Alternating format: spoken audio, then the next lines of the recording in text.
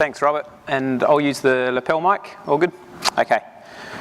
So, yeah, thanks for the introduction, and thanks Northern Territory for having me here to present. The last time I was in the NT was with my family about 25 years ago, and fought my brothers all the way around from one end of the NT to the other end of the NT. So hopefully this time it's a bit more productive and a bit less combative than fighting my brothers in a rental car all over the NT.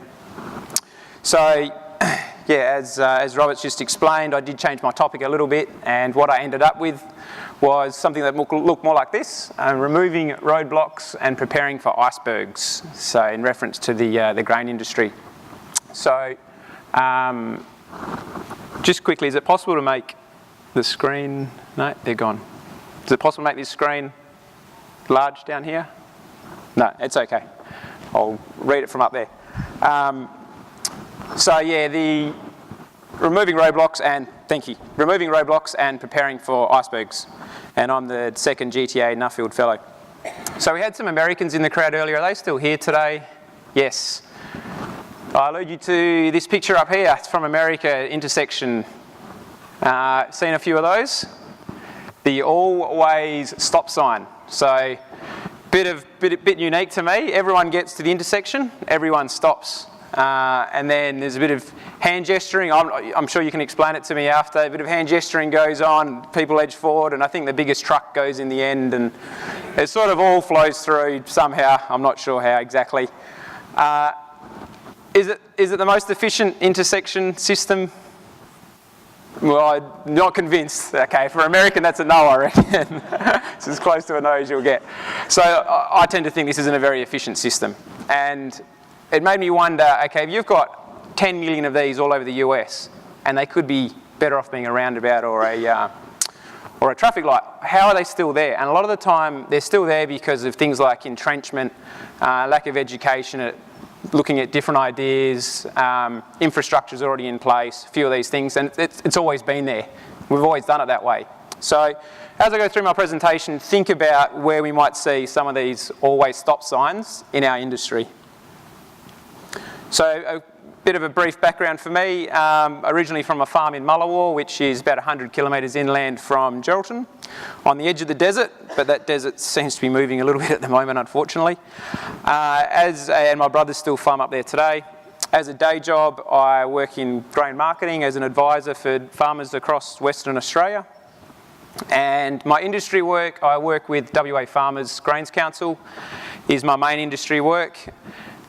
How I got into my industry work is a few years ago I got a tip-off that the Geraldton port was charging a $3 a tonne fee for every tonne of grain that went through, and this fee was supposed to have been removed some time ago, and they were planning on charging this fee for another 15 years. So 3 tonnes times 2-point-something million tonne times 15 years is $100 million that the Geraldton port, which is owned by the West Australian government, was planning on charging. And I took this information to a couple of the grower organisations and said, what are we going to do about it? And they're like, oh, a bit busy, not interested, sorry, can't help you right now. It's like, that's $100 million. So myself and 3 farmers from the Geraldton region got together, and over a couple of years we wrote letters, we spoke to parliamentarians, we spoke to the media, and lo and behold, eventually exporters win port war. They removed that $100 million over 15 years from 4 guys. So I thought, if 4 guys can do that without a hell lot of resources and backing, what can the industry as a whole achieve? And that is what led me to my presentation, to my Nuffield. So a very quick thank you to my sponsors, Grain Trade Australia, Planfarm, who I work with and for, and also the clients of Planfarm who didn't hear from me for a while, and also to Nuffield for their network. So my longer topic is post-farm gate industry good functions necessary for a healthy, competitive and sustainable grain industry in Australia. So it's focused mostly on the export industry, so apologies for those in the domestic market on the East Coast, and it's not a supply chain analysis or a production analysis. It is looking at post-farm gate, so sort of market functions and industry good functions around that. And you'll hear me refer to the 3 R's a few times. So this is return on investment, I see return in three ways. You either get a reward, i.e. a higher price, you either get reduced risk, or you use less resources, so there's less input costs. So that's the 3 R's, and that'll come up a few times as I go through. So straight to the conclusions is the way to do it. So my observations were the grain industry has performed well since deregulation about 10 years ago, and has benefited from competition in strong prices and low defaults. But we need to be better prepared for the icebergs on the horizon, and topical that this Nuffield is about horizons, so we'll talk about those icebergs in a second. The greatest return on investment, the 3 R's, will come from improved domestic representation rather than from improved international representation. In other words, I think we need to make sure we can get the best quality of grain and the most quantity of grain to port, and we need to make sure the government, community, everyone is on board with that task. And if we have some money left over in trying to achieve that, then maybe go overseas and start promoting ourselves a bit more. But I think we need to do a better job promoting our industry locally and working with politicians and community locally before we start looking overseas. And step 1 is industry representative groups must coordinate, cooperate, compromise and consolidate to be more effective. We don't need more investment, we need more strategic investment. So my trip was a mini Nuffield, as I like to call it, 6 weeks, and I cut a sway through the US. You can see the states that I visited there and up through Canada. 15 states and provinces, 30 industry organisations, USDA, US Wheat, Corn, Soybean Associates, their equivalents in Canada, 10 commercial traders including Chicago Board of Trade, Ag Resources, Bloomberg, ADM, Bunge, Glencore. I only visited 10 farmers, so just to make you aware, I was more focused in the industry level rather than the grower level. And today I'll just go through a few anecdotes and as a bit of a teaser for the report. Probably I didn't find the perfect solution in the US or in Canada. So I think if we can get it right, then we'll be the sort of the best amongst equals, I'd say. So a couple of things industry good functions mean to me. I think industry good functions, we should be able to give our decision makers, arm our decision makers with the best information. And for example, if we look at the Mississippi River, a lot of grain in the US travels on water. And at the top there, you've got a Bunge facility on the Mississippi for loading barges. Now, the Mississippi is still going pretty well, but there's a few rivers that flow into the Mississippi, like the Missouri, for example, and it's 3 times more expensive to move grain by road than by river. Yet, they've let their dams and their locks fall to pieces, and they've also had some EPA issues. So now their rivers, they can't move a lot of grain by rivers anymore, a lot of their smaller rivers. So 20 years ago, no one looked ahead and went, hey, if we don't invest in these dams, we won't have the rivers to move grain. Now you think America grows 500 million tonne of grain, something like that. You increase transport costs 3-fold, what does it do for the efficiency of their industry? No one was looking ahead. They've got a massive problem there now, which will take probably a generation to fix. Free trade agreement. So Donald Trump, lo and behold, one late at night, can't even blame it on alcohol, supposedly. He said he was going to tear out the North American Free Trade Agreement, and the Corn Growers Association supposedly ran down and said, hey, Mr. Trump, I think you should reconsider tearing up that free trade agreement. Have a look at this map of America. These are the people that benefited from this free trade agreement, and there was a fair few on that map, and he said, and just note that a lot of those states are also the states that voted for you, i.e. the corn growing states. So overnight, thanks to Corn Growers Association and a few others, he went from tearing up a free trade agreement to renegotiating a free trade agreement. So we can't underestimate the stupidity, I can't think of another word, sorry guys, the stupidity of some of our leaders. So, and also, and just their lack of research. So we need to have organisations that can do this, and you think of the live exports ban, which is probably pretty close to a lot of people's heart up here, snap decision by a government. Now we need to have organisations in place who are well armed with information, who can go straight to their door, knock on it and say, this is an emotional decision, let's have a look at the facts. So do we have that in Australia? Do we have that in the grain industry? We don't, I believe, at the moment. So frowny face for those guys. What does an efficient market look like? So a hypothesis of efficient markets is everyone on a level playing field, buyers and sellers on a level playing field, buyers and sellers respect the laws, respect the rules. It's a bit like a competition in sport. You get the best out of sport when everyone's treated equally and follow the same rules. It's the same with markets. When buying and selling grain, you get the best out of your market when everyone gets equal access to that information. Now, this is stolen from a presentation by a bloke by the name of Ron Story. He did the presentation 3 years ago. In 08-09, when we came out of deregulation, we had access to all this information as growers, which was fantastic. We could make good decisions about marketing, make good decisions about production as well. 13-14, when he presented this, a lot of crosses on the page.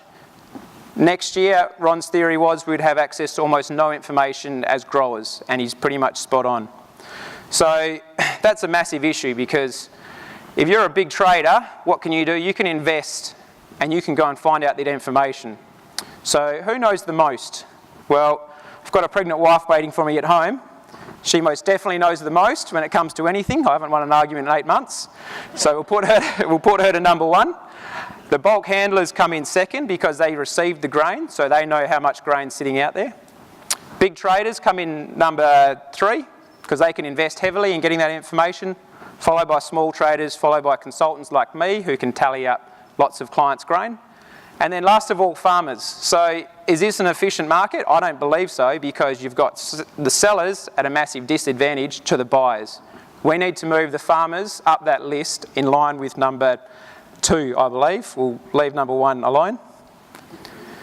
And here's just me visiting USDA, and USDA cops a lot of flack. I think they do a fantastic job because they put information out there for free and we ride on their coattails. They cop flack because one group want it to go up because that's how they'll make money, and the other group want it to go down, and no one's really ever happy with what they do. So in Australia, how are we going for market efficiency? I think we've got a few little issues there. Are we creating and developing new markets? So we've got an ethanol plant at the top of the page. Corn comes in, creates ethanol, gets sold for a higher value. They create dry distillers grain, wet distillers grain, corn oil. All these products come out the other end, which are high value. So in Australia, do we have the ability to, and supposedly the ethanol industry started off with a lot of help from Corn Growers Association, an industry good group. Do we have that in Australia, an organisation that could start an ethanol industry? Now consumes about 180 million tonne of corn each year in the US. I don't believe so. Do we have, and I'm picking on all the negatives here because all the positive stuff doesn't really excite people, overlook the positives, so I'm really focusing on the negatives a little bit. Meet your new boss, the millennials. We've heard about the millennials a fair bit. We probably need a better feedback loop from our consumers to the producers. It's always been sort of producer up in that we grow it, you eat it. We have to get used to this new system of they tell us what they want to eat. And we can't argue with them. We can educate them in some ways, but we can't argue with them. And also startups. So one of the favourite sons of Nuffield, Foss, created the Cheer Company, now a multi-million-dollar company. We should have 100 Cheercos in Australia. All these startups. I don't know if we have the infrastructure or the organisations to promote those yet. So again, the smiley faces have been left for the report. We're copying it on the frowny faces. Support and maintenance. Just quickly, how am I going for time? 5 more, fantastic. Okay, support and maintenance for existing markets. We've got the US Wheat Associates showing some Asian clients around and what you can do with wheat. I think our Asian clients already know the quality of Australian wheat. We don't need to invest a lot of money in that area. US Wheat Associates are doing it and they've got a lot more money to spend than us. I think we need to put our limited resources and money elsewhere. We have a good reputation, Wheat Quality Australia. And if we do want to go international, promote our grain, maintain existing markets, I think let's use the car share model that you see of this Evo car in Vancouver, Canada. Everyone uses the same car. You all borrow each other's car pretty much. It's the same theory. You don't need to have an office in every single city around the world to promote your grain. You can use existing infrastructure, existing networks, rather than having to have a US Wheat Associates office like these guys do. So yeah, I think that's probably good enough, that one. And lastly, the icebergs. So these are the 10%ers. The previous one are the 1%ers. These are the guys that could sink ships, I think, sink businesses. What happens if, so California's looking at not banning Roundup, but putting on a carcinogenics list. What if Australia loses Roundup, or one state in Australia loses Roundup? What happens if we lose GM, which CRISPR is replacing? So once if we lose CRISPR or GM, we lose a lot of access to genetics. Climate tax comes in. Alberta, one state in Canada, is bringing in a climate tax, but the other states aren't. What will that do for their competitiveness in farming? A snap decision to ban live export. So a lot of these things are almost out of our control, but they are 10%ers and they will do a lot of damage to our industry. And sometimes it's not even followed up by fact. It's followed up by social media and a few fake posts here and there. So they're the ones that really concern me. And they get that guy. So lastly, step 1, cooperate, coordinate, compromise and consolidate. This is a list of some of the organisations that are industry good functions for grain. There's a hell of a lot of them, and the presenter earlier on today, Luke, showed a very nice flow chart. I think I would raise him if I put all those onto a flow chart. So I think we can probably do a bit better than that, and that for me is step 1. So my thoughts, so far so good, but prepare for the icebergs. Invest in domestic representation more than international representation. Let farmers be the best farmers possible and trust in the competitive market to do the rest. And industry representative groups need to stop, collaborate and listen for the sake of our industry, and they probably need to increase the peace a bit between them.